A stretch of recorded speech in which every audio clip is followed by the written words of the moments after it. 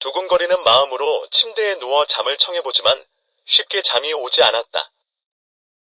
현우가 떠오르긴 했지만 나는 마음을 다잡고 차분히 생각을 정리하기로 했다.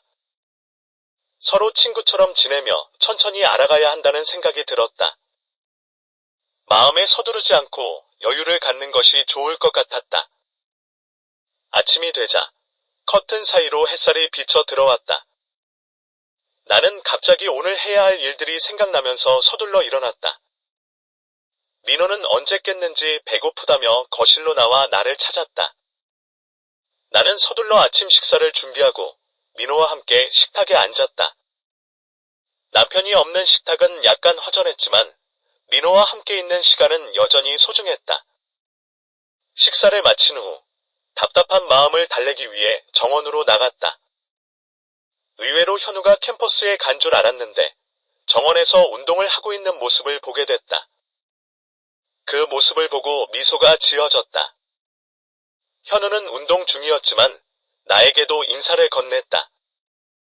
현우야, 일요일인데도 운동을 하네? 네, 그냥 조금 몸을 움직이고 있었어요. 현우는 민호와도 친근하게 지내고 있었다. 그들이 함께 어울려 놀고 있는 모습을 보니 기분이 좋아졌다. 민호는 현우 형과 함께 노는 것이 즐거운지 웃음소리를 멈추지 않았다. 그 장면을 보며 나도 모르게 흐뭇한 미소가 지어졌다. 그러면서 자연스레 현우에게 따뜻한 음식을 해주고 싶다는 생각이 들었다. 현우가 좋아할 만한 음식을 생각하며 부엌으로 들어갔다. 나는 생선을 굽고 얼큰한 동태찌개를 끓이기 시작했다. 음식을 준비하는 동안 그가 어떤 음식을 좋아할지 떠올리며 작은 고민을 했다. 생선을 좋아할까? 아니면 고기를 더 좋아할까? 하지만 결국 내가 준비한 음식이 그에게 맞길 바랐다. 모든 준비가 끝난 후 나는 정원에 나가 현우를 불렀다. 현우야, 준비한 음식이 있는데 들어와서 같이 먹자. 현우는 웃으며 민호와 함께 집으로 들어왔다. 그가 식탁에 앉아 음식을 먹는 모습을 보니 마음이 뿌듯했다. 특히 그가 음식을 맛있게 먹으며 나에게 감사의 인사를 전할 때 나는 준비한 보람을 느꼈다. 현우는 식사를 마친 후에도 나에게 고마움을 표현했고 나는 기쁘게 커피를 권했다. 커피 한 잔 마실래? 식사 후에는 커피가 좋잖아. 네, 감사합니다. 커피도 좋아요. 나는 부엌으로 가서 정성껏 커피를 내렸다. 커피 향이 집안을 가득 채웠다. 현우는 민호와 이야기를 나누며 커피를 즐기기 시작했다. 그의 표정을 보니 커피도 마음에 드는 것 같았다. 나도 기분 좋게 그들과 함께 담소를 나누며 따뜻한 시간을 보냈다. 그가 가려고 한다. 그를 위해 무엇인가 하려는 준비도 되지 않았는데 가버리면 허전해질 것 같다. 가지 말라고 말릴 수도 없다. 그러면 내 자존심은 무너지고 품위도 없는 여자로 전락할 것이다. 그냥 기품 있는 여자 모습으로 보내야 한다고 생각해서 미소만 지었다. 소파에 앉아서 남아있는 그의 흔적으로 만족한다. 그가 사라진 거실에는 정적이 감돈다. 민호가 엄마 마음도 모르고 같이 놀아달라고 칭얼거린다. 어린이용 비디오 테이프를 틀어주었다. 텔레비전 화면을 바라보는 민호의 얼굴에 밝은 웃음이 번진다. 할 일이 없어졌다고 생각하니 소나기에 힘이 풀린다. 허탈감에서인가 어제 잠들지 못한 탓에 졸음이 한꺼번에 쏟아진다. 민호가 텔레비전을 보면서 깔깔거리며 거실 바닥을 뒹군다. 소파에 비스듬히 몸을 눕혔다. 눈꺼풀이 무거워진다. 무엇인가 해야 할 일이 있다고 생각하면서 깜박 잠이 들었다. 너무나 아름다운 광경이 펼쳐진다. 인적이 없는 은빛 모래사장의 바닷가였다. 나는 따뜻한 햇살 아래 편안한 의자에 기대어 있었다. 누군가 다가온다. 다부진 체격의 장현우였다. 그는 밝은 미소로 다가와 나를 바라보며 인사를 건넨다. 그의 따뜻한 인사에 나는 미소로 답했다. 잠에서 깨어나서 쉴 새 없이 또 무엇인가 해야 한다고 생각한다. 잠들어 있는 민호를 안방에 눕히고 정원으로 나왔다. 벌써 해가 중천을 지나고 있다. 뭘 해야 하는지 생각이 떠올랐다. 왠지 내 자신이 두려워지지만 다시 집 안으로 들어왔다. 화장대 앞에 앉았다. 거울 속에 현우의 수려한 얼굴이 떠올랐다. 입술에 진한 장미색 립스틱을 바른다. 진한 색은 천하게 보여서 품위를 손상시키고 젊은 그가 좋아하지 않을 것 같다. 다시 바른 립스틱을 지운다. 선홍색 립스틱이 좋을 것 같다. 하지만 너무 짙게 바르면 오히려 남성을 불안하게 하므로 살짝 바르는 것이 좋겠다. 여튼 화장을 하고 보니 걸치고 있는 옷이 마음에 안 든다. 옷장 안을 뒤적이다 보니 주름진 플레어 스커트가 눈에 들어온다. 무릎 밑에 찰랑거리는 스커트 위에 촉감이 좋은 블라우스를 걸쳤다. 거울 앞에서 앞뒤로 돌아서며 옷을 걸친 몸매를 바라본다. 현우의 시선을 끌 만큼 충분히 단정해 보일 것 같다. 거울에 비친 창문에 누군가 침실 안을 들여다보는 것 같다. 돌아서서 창문을 바라보니 그림자가 사라졌다. 창가로 다가가 밖을 내다봤다.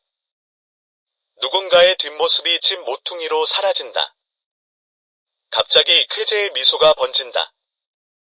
장현우, 그였을 거라고 판단한다.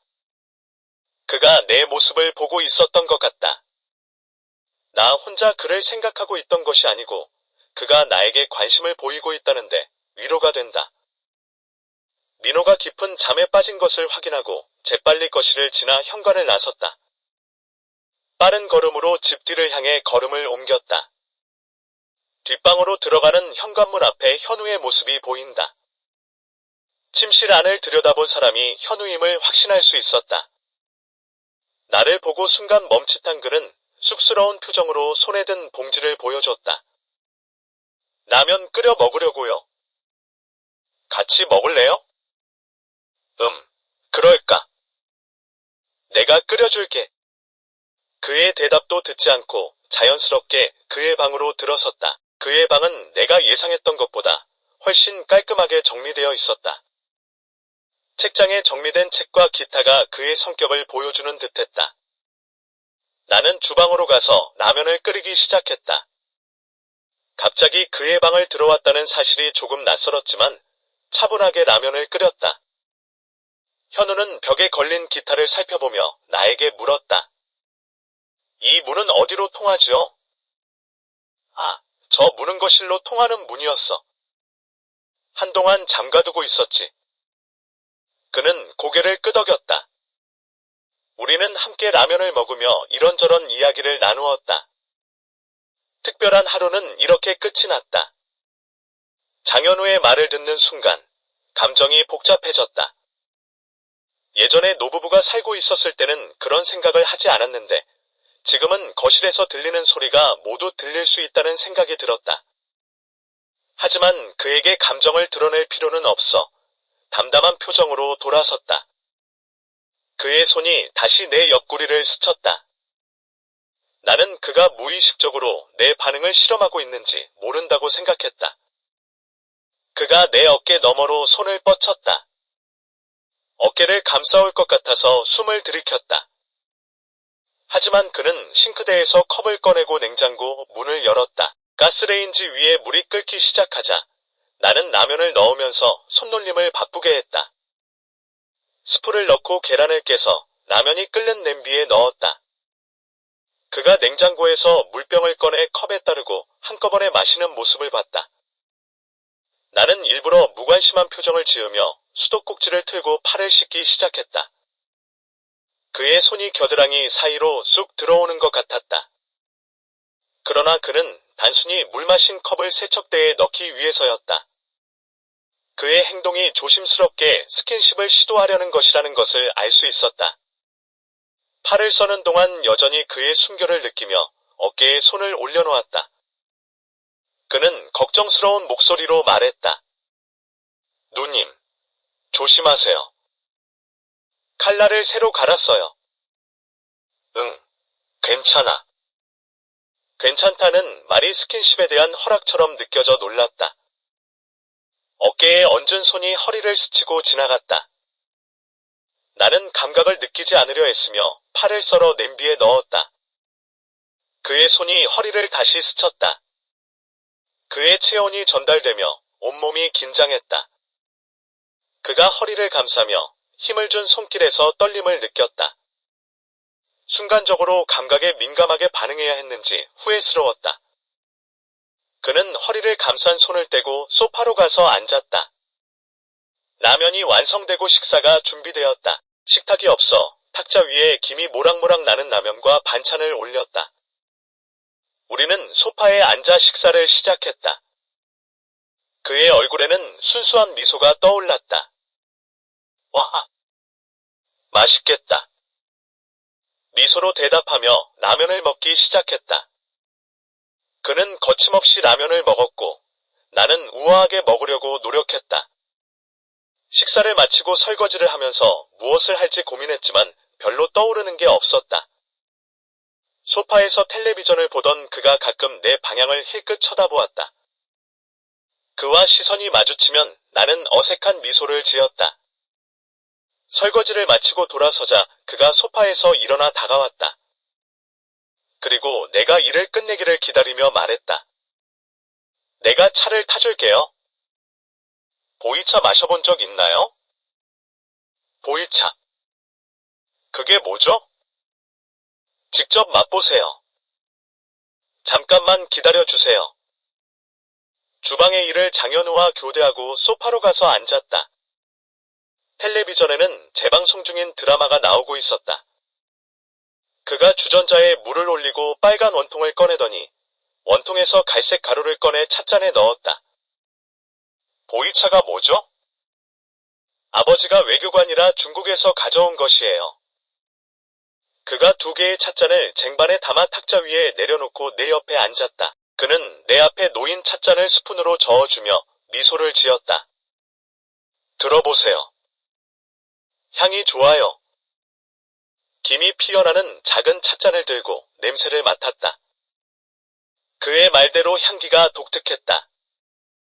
그러나 한 모금을 마셔보니 생각보다 맛이 좋지 않았다. 약간 역겨운 느낌도 있었다. 하지만 그의 성의를 고려해 싫은 표정을 짓지 않았다. 그의 눈빛이 나를 기다리는 듯했다. 어때요? 향이 독특해요. 진하네요. 우리는 찻잔을 들고 텔레비전을 보며 홀짝홀짝 마셨다. 화면에 남녀가 포옹하고 키스하는 장면에서 그의 표정을 살폈다. 그의 시선이 나를 힐끗 쳐다보며 서로 쓴웃음을 지었다. 드라마에서는 여자가 바닷가에서 지나간 추억을 회상하고 있었다.